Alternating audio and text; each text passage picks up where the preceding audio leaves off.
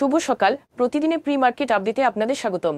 গতদিন ফের পতন সূচকের, যার ফলে এটি 22.76 পয়েন্ট বা 0.43% হ্রাস পেয়ে 5,332 পয়েন্টে দাঁড়িয়েছে। বাজারের লেনদেনের পরিমাণ ছিল 805 কোটি টাকা, যা আগের লেনদেন দিনের তুলনায় 6.89% কম। বাংলাদেশ ব্যাংকের তথ্য অনুযায়ী চলতি অর্থবছরের জুন মাসে এলসি বা ঋণপত্র খোলার পরিমাণ কমে দাঁড়িয়েছে 4.14 বিলিয়ন মার্কিন ডলারে, যা গত অর্থবছরের একই সময়ের 5.47 বিলিয়ন ডলারের তুলনায় 24.42% কম। এই পতন মূলত বেসরকারি বিনিয়োগে মন্দা, মজুরি না বৃদ্ধি পাওয়া এবং চলমান উচ্চ মুদ্রাস্ফীতি, সেই সাথে ভোক্তা চাহিদা হ্রাস পাওয়ার ফলাফল। ব্র্যাক ব্যাংক চলতি বছরের প্রথমার্ধে সমন্বিত নিট মুনাফা 53% বৃদ্ধি পেয়ে 906 কোটি টাকায় পৌঁছেছে। এই প্রবৃদ্ধির মূল কারণ ছিল সরকারি সিকিউরিটিজে বিনিয়োগ থেকে বেশি রিটার্ন এবং সুদ আয়ের বৃদ্ধি। চলতি বছরের দ্বিতীয় প্রান্তিকে সিটি ব্যাংক সমন্বিত নিট মুনাফায় 34% বৃদ্ধি দেখিয়েছে।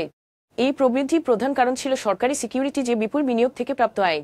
শীর্ষস্থানীয় ওষুধ প্রস্তুতকারক প্রতিষ্ঠান নেনাটা লিমিটেডকে 325 কোটি টাকা সংগ্রহের অনুমোদন দিয়েছে বিএসইসি। এই অর্থ সংগ্রহ করা হবে সম্পূর্ণ রূপান্তরযোগ্য প্রেফারেন্স শেয়ারের মাধ্যমে, যা আংশিকভাবে প্রতিষ্ঠানটির বিদ্যমান ঋণ পরিশোধে ব্যবহৃত হবে। এখন এ পর্যন্তই। বিকেলে আবারও আসছে ডেইলি মার্কেট আপডেট নিয়ে, সে পর্যন্ত আমাদের সঙ্গেই থাকুন। ধন্যবাদ।